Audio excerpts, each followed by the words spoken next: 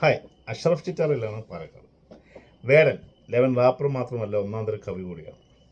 സംഗീത രംഗത്തേക്ക് പടർന്നു പിടിച്ച കവി, ആളെക്കൂട്ടാൻ മാധ്യമം സ്വന്തമായി ഉണ്ടാക്കിയ കവി. ഗാനരചന, സംവിധാനം, ട്രാക്ക് പാടൽ ഇവയുടെയെല്ലാം പൊലിമയിൽ നിറഞ്ഞു നിന്ന പരമ്പരാഗത ഗായകരെ അസ്തപ്രജ്ഞരാക്കി സ്വന്തം നിലയ്ക്ക് ഒരു PR വർക്കുമില്ലാതെ ഒരേ ഒരു വേടൻ. പലതരം ഡിജിറ്റൽ പ്രതിഭാസങ്ങൾ വന്നു പോയെങ്കിലും പലതരം ആളുകൾ കൂടെ ഉണ്ടെങ്കിലും അവയിലെല്ലാം അവരെല്ലാം തിളയ്ക്കുന്ന നേര് പറയാൻ മടിച്ചു. നിലനിൽക്കുന്ന പ്രശ്നങ്ങൾ പരാമർശിക്കാതെ വഴുതി. സ്വന്തം മേഖലയിൽ കടുത്ത അനീതി നടന്നപ്പോഴെല്ലാം ചോദ്യങ്ങളിൽ ചിരിച്ച് വഴുതി വഴുവഴുപ്പോടെ മാറി മെഴുകി.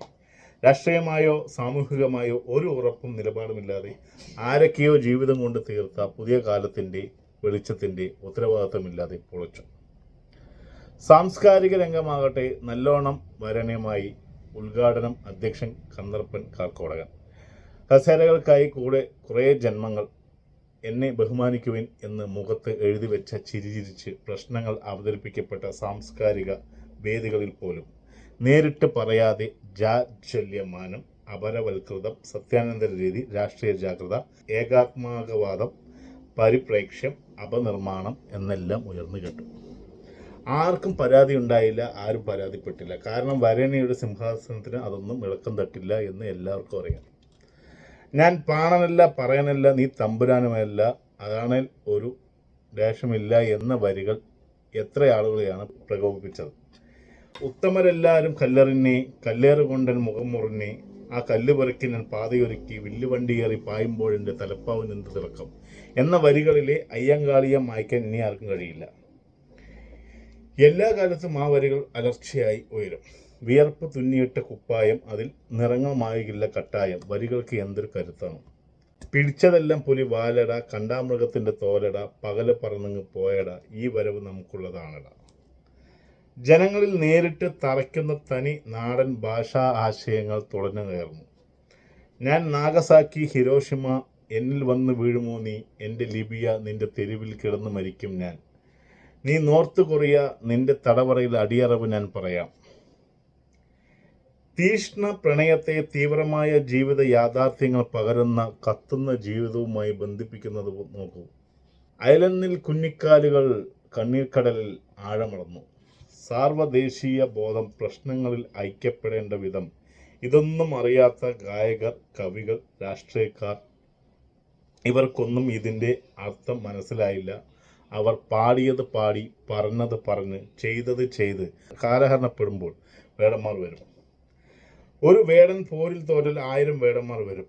നമ്മുടെ ജീർണതയുടെ പെരുപ്പം ബോധ്യപ്പെടുത്തി പലർക്കും സഹിക്കാത്തതാണ് ഈ തേരോട്ടം. എങ്കിലും അവരെ സ്വാഗതം ചെയ്യാൻ കാണിക്കുന്ന വിശാലമായ മനസ്സ് ഇവിടെ ഇങ്ങനെ ഉണർന്നിരിക്കട്ടെ. ഒപ്പം വേടൻ്റെ തിരുത്തൽ ഒരിക്കലും തിരുത്താത്ത വരേണ്യ സാംസ്കാരിക ബിംബങ്ങൾക്ക് പ്രാദേശികം മുതൽ അങ്ങോട്ട് മേപ്പോട്ട് വരെ ഒരു മാതൃകയാണ്. ഇത് ഓർത്താൽ നന്ന്. കാടുകെട്ടവൻ്റെ നാട്ടിൽ ചോറുകെട്ടവൻ മരിക്കും, നീർനിലങ്ങളിൽ അടിമയാരുടമയാർ. വേടൻ വെറും ഒരു റാപ്പറല്ല, തീയാണ്, തീ.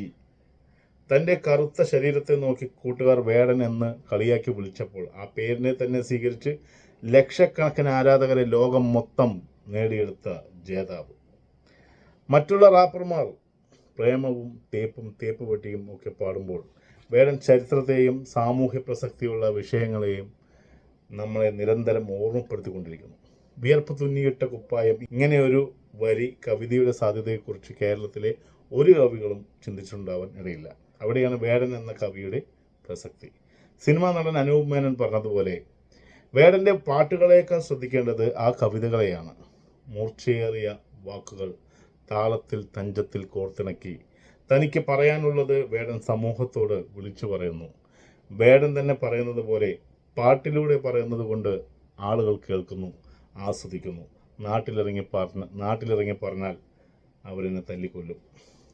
പാലക്കാട് ഒരു ഷോ നടക്കുമ്പോൾ വൻ കലാപത്തിലേക്ക് വഴിമാറേണ്ടിയിരുന്ന വഴക്കിനിടയിലേക്ക് ഇറങ്ങിച്ചെന്ന് നിർത്തിനട ദേശകളെ എന്ന് പറഞ്ഞുകൊണ്ട് ആളുകളെ നിയന്ത്രിക്കാൻ വേടനല്ലാതെ മറ്റാർക്കും കഴിയുമെന്ന് തോന്നുന്നില്ല. മറ്റ് സെലിബ്രിറ്റികൾ തടികേടാകാതെ തടി തപ്പാനാണ് ആ സമയത്ത് ശ്രമിക്കുക. അവിടെയാണ് വേടൻ്റെ ജനസമ്മതി നമ്മൾ കാണേണ്ടത്. പാടുന്നതും എഴുതുന്നതും ദളിത് രാഷ്ട്രീയമാണെങ്കിലും എല്ലാത്തരം മനുഷ്യരും പ്രായക്കാരും വേടനെ കാണുന്നു, കേൾക്കുന്നു. 2K കിഡ് എന്ന് പറഞ്ഞാൽ ഇതാണ്. ചരിത്രത്തിൽ മറക്കാത്ത തൻ്റെ സമൂഹത്തെ സ്നേഹിക്കുന്ന അറിവുള്ള അനുഭവമുള്ള യുവാവ്. പ്രതികൂല സാഹചര്യങ്ങൾക്കെതിരെ പടവെട്ടി ആർജിച്ച കരുത്ത്. അല്ലാതെ മദ്യവും MDMAയും അകത്താക്കി തെക്ക് വടക്ക് വീടിനും നാടിനും ശല്യമായി തെണ്ടി നടക്കുന്നവരല്ല 2K കിഡ്സ്. മേൽപ്പറഞ്ഞ കൂട്ടങ്ങൾക്കൊന്നും വശംവദനാകാതെ വേടൻ എഴുത്തിൽ കവി അയ്യപ്പനെ പോലെയും ചുള്ളിക്കാടിനെ പോലെയും സംഗീതത്തിൽ മഹാനായ മൈക്കിൾ ജാക്സനെ പോലെയും ഇനിയും ഉയരങ്ങൾ കീഴടക്കട്ടെ എന്ന് ആശംസിക്കുന്നു. അപ്പോൾ വീണ്ടും കാണാം. വിയർപ്പ് തുന്നിയിട്ട കുപ്പായം വേടൻ.